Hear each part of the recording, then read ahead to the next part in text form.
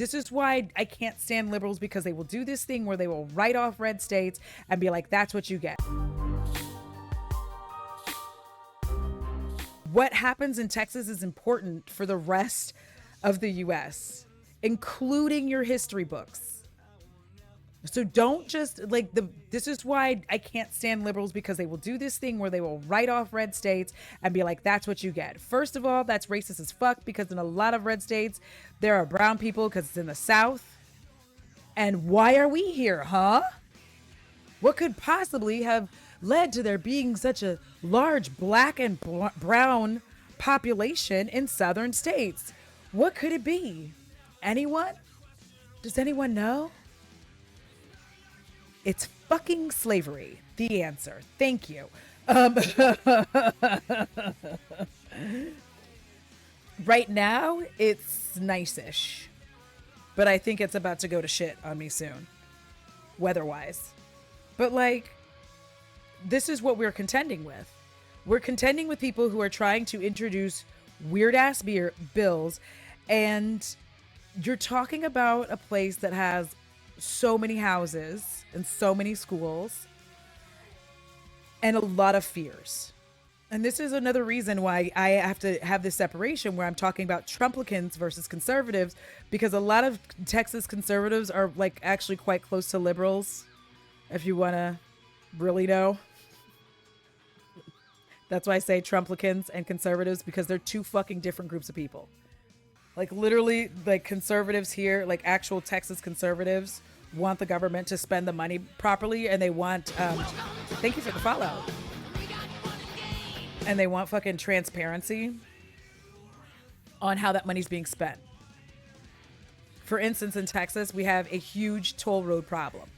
And by problem, I mean, we don't know where the fuck all this money for tolls goes. And they just keep going up and up and up. We don't know where it goes. It's certainly not to do anything for Texas infrastructure. Businesses come here on purpose because they know that they're not going to have to pay almost any taxes to move their business here, to move their business headquarters here. That's why they come here. And who's footing the bill for that? That's right, the Texas taxpayer. So again, they write up these dumbass bills about furries to whip people up into a frenzy. Not too different from that whole hoax going around. I don't know if y'all remember this. This is going to show my age. I'm old as fuck. But if you're old like I am, you will remember the colored bracelet hoax, where each different colored bracelet denoted a sex act that you would do. Yellow was for like blowjobs and green was for fingering. Like, I don't know if y'all remember that shit, but it was a whole thing. And everybody was like in a panic that middle schoolers were wearing bracelets that said what they did sexually. And I needed them to understand that like there weren't a lot of middle schoolers getting busy. All right. And unfortunately, the few that were, when I think back on it, it was a grown man. So there's that part. And the worst part is that they are literally debating a bill about it. Okay. Let me show you. Texas lawmakers debate bill to eliminate child marriage loophole. The fact that there's a loophole just like makes my stomach hurt. Okay. Like my stomach literally just flaring up. Child marriage, a subject of contentious debate in Texas, is on the cusp of a pivotal change. Exactly. Why is it a debate? State lawmakers are actively discussing a proposal aimed to shut down an existing legal loophole, which has previously allowed 16 and 17-year-olds to enter into matrimony under certain conditions. And what are those conditions, you may ask? Well, it's usually a grown-ass man and embarrassed parents. That's what it is. And when I say grown, I'm not talking in his 20s, y'all. Okay? I just need you to know that. Please understand. I'm not talking about, a 16-year-old with a 21-year-old, which is already.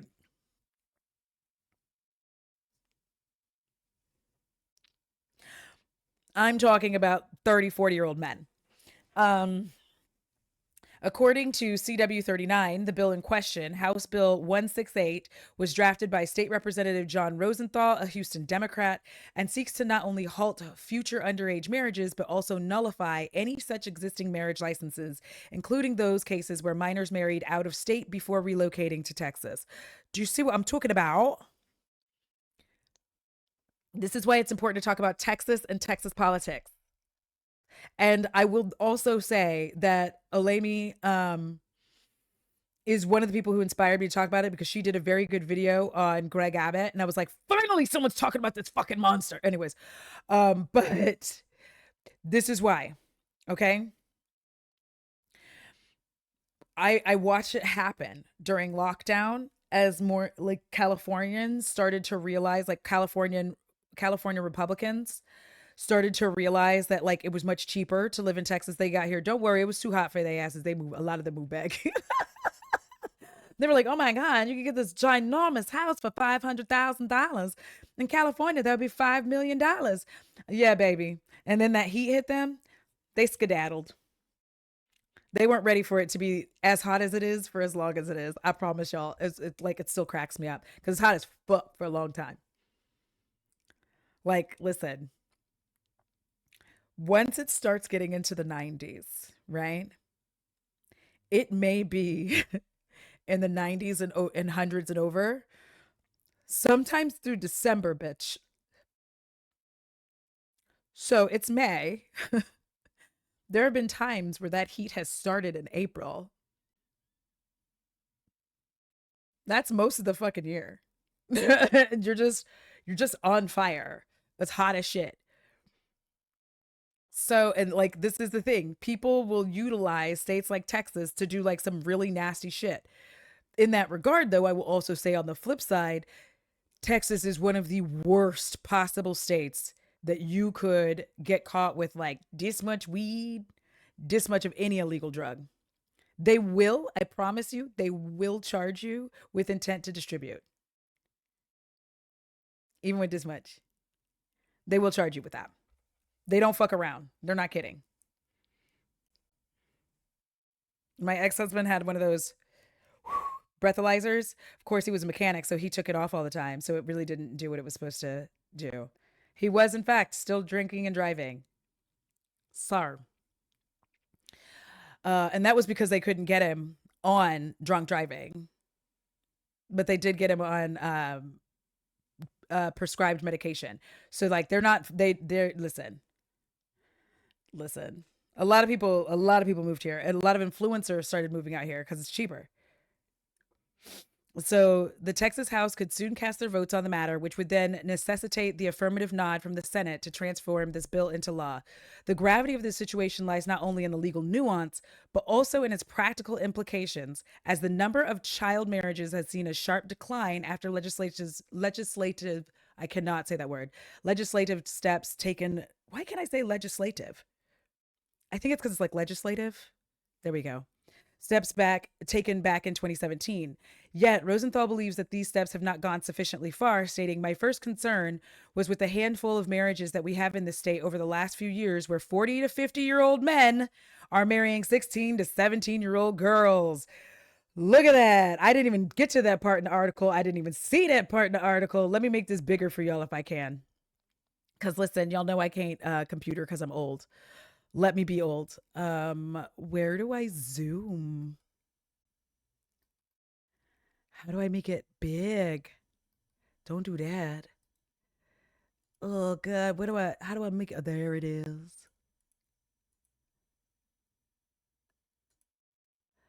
Oh, look at me being kind of a bad bitch right now.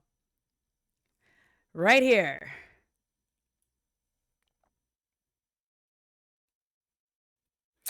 Listen, Kat, listen. Kat, here's the problem with the trauma of me having married my ex-husband and subsequently getting divorced. It's like the trauma never stops. Every time I turn around, like another random traumatic memory hits me. I'm like, ugh. So I'm just gonna live my life with this like random. And I feel like the older I get, the worse it gets for me. I'm just like, Jesus. And so this is what we're talking about. Religious reasons? Sure. Okay, whatever. Um, Proponents of the bill, including advocacy groups like the Tahiri Justice Center, I want to make sure I say that properly, argue for total abolition of child marriages. Historical data underscores the urgency of the situation. CW 39 reports that more than 40,000 Texas children, the majority being girls, were married between 2000 and 2018. 40,000.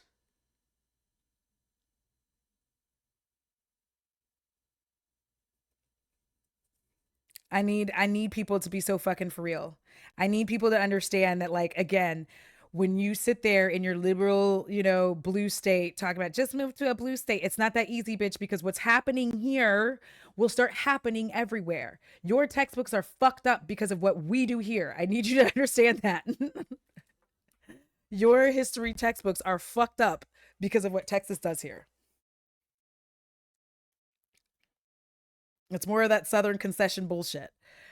The 2017 legislative changes that necessitated emancipation as a precondition for minor marriage had already slashed these numbers. So you see how they used to do this?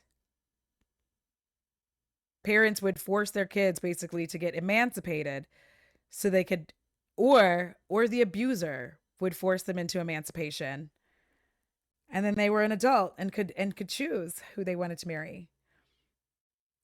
And in case some of y'all don't realize this, this is also why Edward Furlong is way fucked up.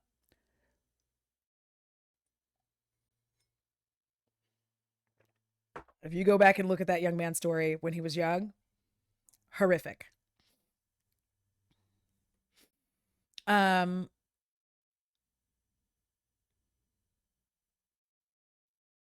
Still, the defense for the bill, as highlighted by I cannot say that, Tahiri's director of public policy, Casey Swegman, is uncompromising, stating, "One child married is too many, and the only way to get to that is to set a bright line of 18."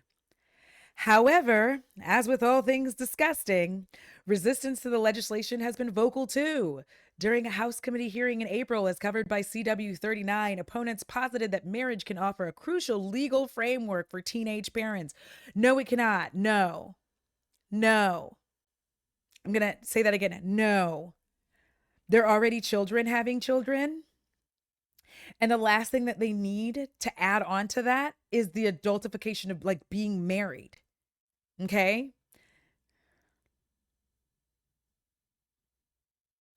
And we would have so fewer teenage parents if we gave a fuck about teaching sex ed, which, for the record, isn't a class about how gay people have sex with each other.